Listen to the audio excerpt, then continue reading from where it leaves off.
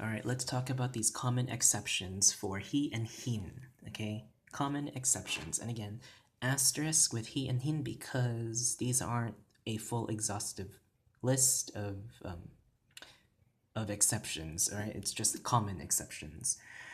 So the common exceptions with he and hin are outside the object focus are pag, pagka, pa, and the circumstantial focus an or han. Okay, an or han. The circumfix, right? The circumfix, and then sometimes in the an or han ending, okay, there is an asterisk there because an or han with the circumfix or with or without it has to be in the mode of not being or receiving a benefit or location. Okay, if you forgot what that means, you need to look back at the circumstantial.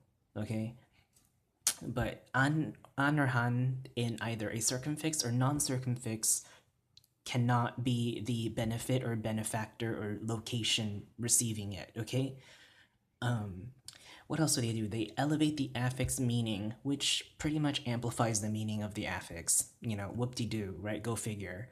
Especially with pag and pagka, they just whoop-de-doo, pa does the same thing as well. Elevate the affix meaning, amplifies the meaning of the affix he or hin, okay? And they get attached before it. He or hin is always going to be attached to the verb, okay?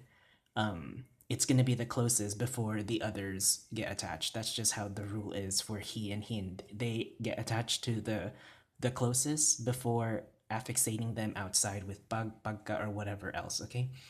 And lastly, pag, pagka, and sometimes pa, which I underlined, needs to have an non-focus clause, sorry. It needs to have a non-focal clause. What does that mean? We have to look at the ergative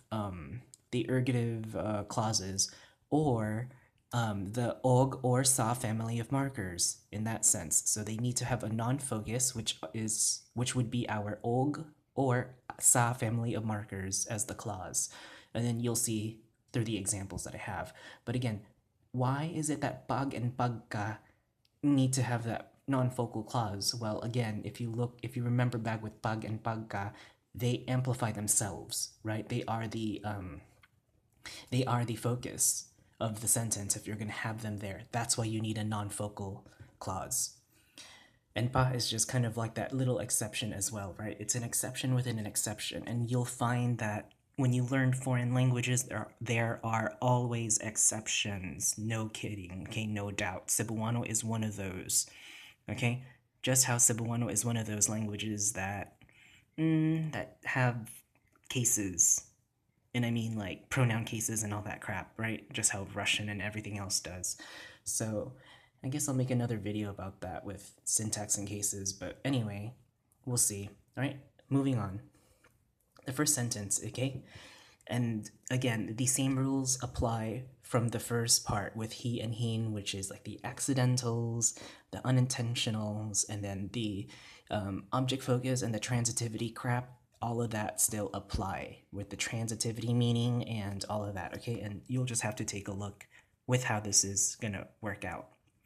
The first sentence reads as, itago ng sulata basig hibasahan unya ni tatay ug inay. Okay? Well, here is our verb, hibasahan. Okay, basa, right? Basa meaning to read, but ask yourself the question, I can read, but can you read an object? Yes, you can read an object. Or can you read a noun? Yes, you can read a noun, right? So that's why basa can take he. Okay, hibasahan. All right, that han ending with our definition up here, that han ending, as long as it is not receiving the whatever is not receiving the benefit, location, or benefactor, right? You're able to use it with he. I know you're supposed to, with the circumstantial, you're supposed to have the unendings get the benefit, location, and all that stuff, the benefiting of the action, right? But in this case, no, the objects are not getting the benefit. So hibasahan unya ni tatay ug inay. So watch out for that, right? And that's why you can affix it with he something something han or an han in this case, right? Because it's an unstressed. Next sentence we have is hitagaan kag gasa, right? Hitagaan kag gasa. So, I don't know, maybe someone's gonna give you a present, right? I don't know. And again, accidental. This is accidental. Accidental. Someone might give you a present casually. Who knows, right? Accidentally given without your consent, without your knowledge, without being planned. Boom, right? He something something an. He something something an, right? Again, it has that circumfix. And the whatchamacallit, the receiving is going to you accidentally, okay? Next one we have hilingkuran ko ang iyang kalo. Hilingkuran ko ang iyang kalo. Let's take a look at that verb though. Lingkud, right? That D again with that morphological process, right? Hilingkuran. Again, it's the same as the previous sentence. Hilingkuran ko. Oh, it was an accident that I set on her hat. And then the next one is an example of that elevated affix meaning with pag. And that's why we need a non-focus clause. Paghiabot niya ug paghibalik niya. So when he arrived and when he returned, or when he returned and when he arrived, I guess, yeah. Yeah, paghiabot, when he arrived and when he returned, balik to return, yeah.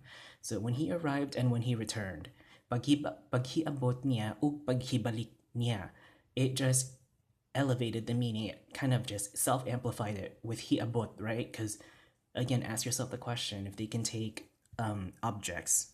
Self-explanatory. I don't need to go on. And then the last one is higapian siya, right? He was overtaken by the night. Okay, maybe this person was traveling far and wide, and maybe he underestimated that that he would make it to his next destination before nighttime, but no, nighttime overtook him, and it was an accident, right? He didn't know, or she didn't know, whatever, right?